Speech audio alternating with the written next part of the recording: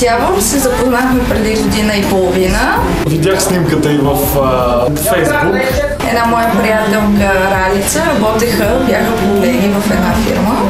Една колежка, той си беше отворила нейна снимка и аз питах кое е това момиче, може ли да ми ядеш нейния телефон. Харесва ми е снимката и поиска да се срещне с мене. Аз точно на 26 декември се обадих. Така се пристраших, нали, след празниците да се видим. Обадих и се, тя се съгласи да излезем и точно взето излязохме и така се запознахме. Беше първата ни среща.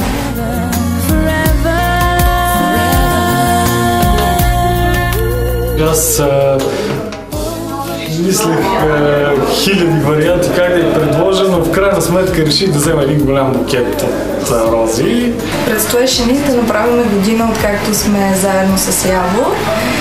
И съответно седмица-две преди това той пристигна с един букет от бели рози.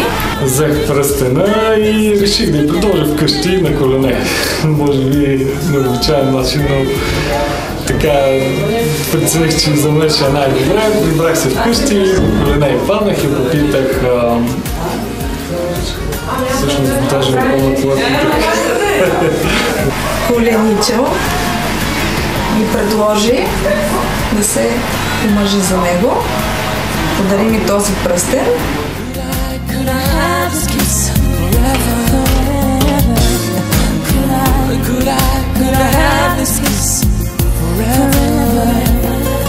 Той е много добър. Явор е много добър мъж. Много добър приятел. Винаги е до мене. И е човека, който знам, че много ме обича. Уникална е. Няма такава жена. Такова добро ангелче не съществува. Никъде не бе виждал такова мило създание.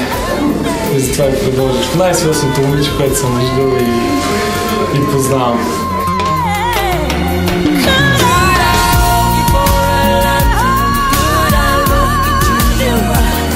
Много те обичам, нали?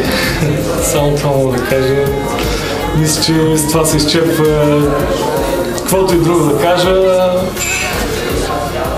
Мисля, че няма какво друго. Само това уникална си. Обичам те. Явче, обичам те, чакам те с нетърпение и знам, че всеки момент трябва да влезеш.